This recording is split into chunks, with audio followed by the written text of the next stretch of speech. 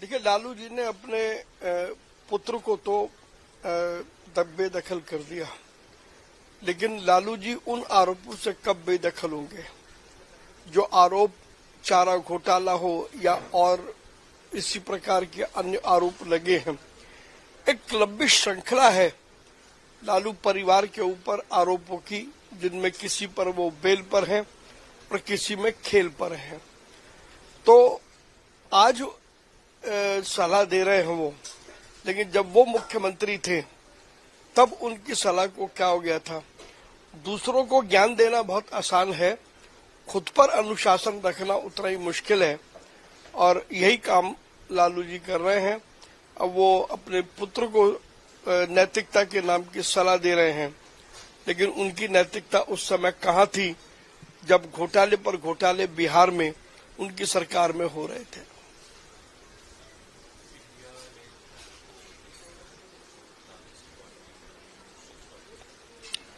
देखिए, ये हम सबके लिए बहुत ही गौरव की बात है कि प्रधानमंत्री श्री नरेंद्र मोदी जी के नेतृत्व में भारत विश्व की चौथी अर्थव्यवस्था बना है।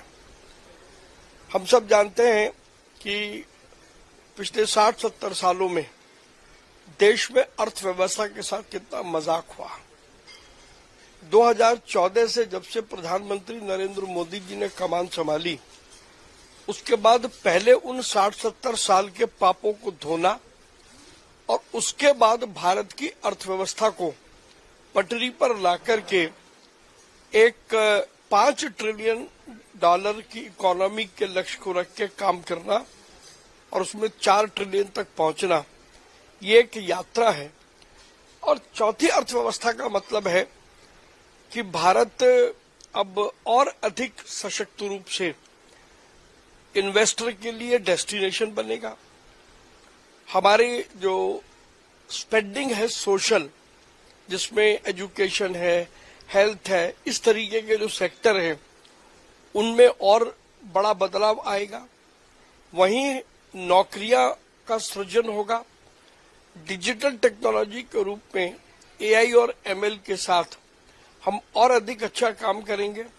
डोमेस्टिक मैन्युफैक्चरिंग हमारी और मजबूत होगी और छोटा व्यापार बड़ा व्यापार बन सकता है। ये चौथी अर्थव्यवस्था के बनने के बाद संभव होगा। इसलिए प्रधानमंत्री नरेंद्र मोदी जी के विजन को और उन्होंने जिस प्रकार से शिद्दत से नीतियां अपनी शुरू की, फिर चाहे वो स्किल इंडिया हो, चाहे वो लखपति दीदी हो, चाहे वो स्टैंड अप इंडिया हो, आत्मनिर्भर भारत हो, उन सबका समावेश चौथी अर्थव्यवस्था के रूप में हुआ है।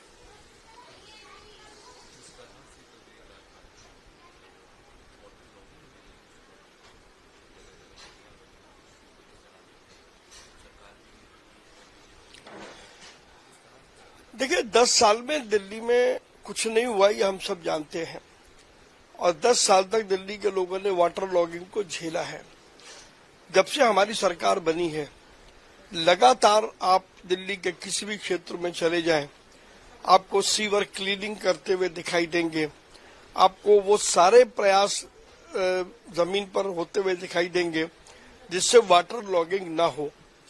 अब 10 साल का जो बदहाली है वो रातों रात खत्म हो जाएगी, ऐसा नहीं है, इसमें समय लगेगा। लेकिन हमारी सरकार इस बात के लिए प्रतिबद्ध है कि दिल्ली के लोगों को वाटर लॉगिंग के लिए कम से कम परेशानियों का सामना करना पड़े, और पहले के मुकाबले इस बार वाटर लॉगिंग निश्चित रूप से बहुत कम है।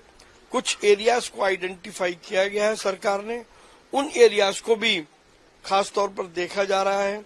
सुपर सकर मशीनें जगह जगह पर लगाई गई हैं, अन्य उपकरण भी लगाए गए हैं, तो उससे आने वाले समय में पूर्ण रूप से लाभ मिलेगा। देखिए, प्रधानमंत्री नरेंद्र मोदी जब भी मन की बात करते हैं तो वो उन बिंदुओं को छूने की चेष्टा करते हैं जिन बिंदुओं को आम आदमी शायद छू नहीं पाता है। कुछ वो कहानियां बताते हैं, कुछ जीवंत उदाहरण बताते हैं, और कुछ आने वाले समय में जो कुछ बड़े कार्यक्रम जनता को करने चाहिए, चाहे वो खेलो इंडिया के विषय में आज उन्होंने जिक्र किया या इसी तरीके से उन्होंने योगा दिवस के विषय में जिक्र किया। तो प्रधानमंत्री नरेंद्र मोदी का मन की बात का संबोधन सदैव प्रेरणादायी होता है, न केवल भारतीय जनता पार्टी के कार्यकर्ता बल्कि आम जनता भी उससे प्रभावित होकर के कार्यक्रमों में शरीक होती है।